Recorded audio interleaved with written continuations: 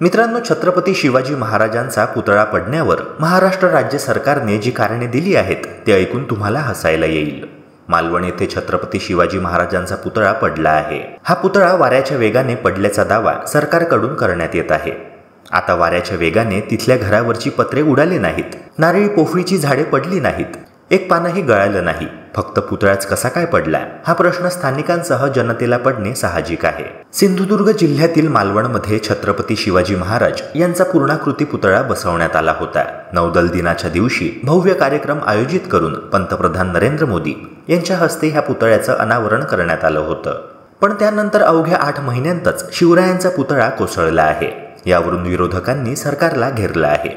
या घटनेचा सर्व स्तरांतून संताप व्यक्त केला जात आहे। त्यातच राज्यातील मंत्र्यांनी बेताल विधानं सुरू केल्याने रोषात अधिकच भर पडली आहे। घडलेल्या प्रकारावर मुख्यमंत्री एकनाथ शिंदे यांनी बोलताना वारे ताशी 45 किलोमीटर वेगाने वाहत असल्याचे सांगितले। तर बांधकाम मंत्री रवींद्र चव्हाण यांनी खाऱ्या वाऱ्यांमुळे स्टीलला गंज लागल्यामुळे पुतळा कोसळला असावा असे म्हटले। राज्याचे मंत्री दीपक केसरकर यांनी काल या पुतळ्याची पाहणी केली।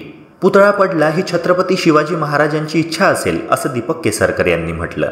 केसरकरांच्या ह्या वक्तव्याचा खरपूस समाचार संजय राऊतांनी घेतला आहे। संजय राऊत म्हणाले की पुतळा पडला बरं झालं असं म्हणणारा मंत्री फडणवीसांसोबत काम करत आहे। ही शिंदेची गँग आहे, फडणवीस त्यांची वाहवा करत आहे, त्या मंत्र्याला जोड्याने मारलं पाहिजे।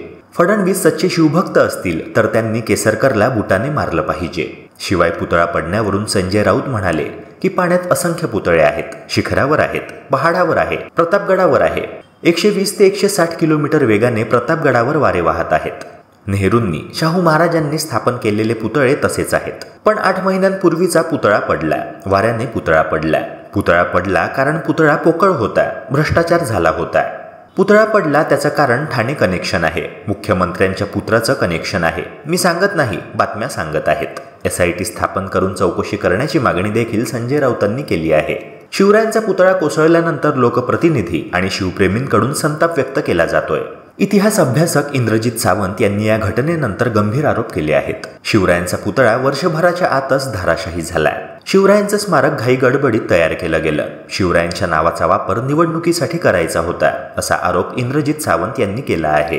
पंतप्रधान नरेंद्र मोदी यांच्या हस्ते 4 डिसेंबर 2023ला नौदल दिनाच्या निमित्ताने शिवरायांच्या पुतळ्याचं अनावरण मालवणच्या समुद्र किनाऱ्यावर राजकोट किल्ला परिसरात झालं होतं।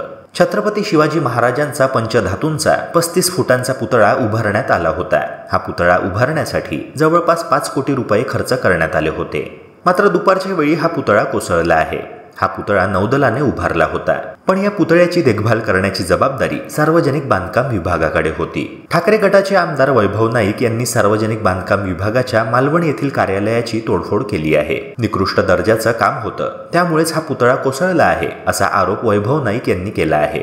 मित्रांनो, ह्या प्रकरणावर तुमचे काय मत आहे कमेंट सेक्शनद्वारे नक्की कळवा आणि चॅनलला सबस्क्राईब करायला विसरू नका।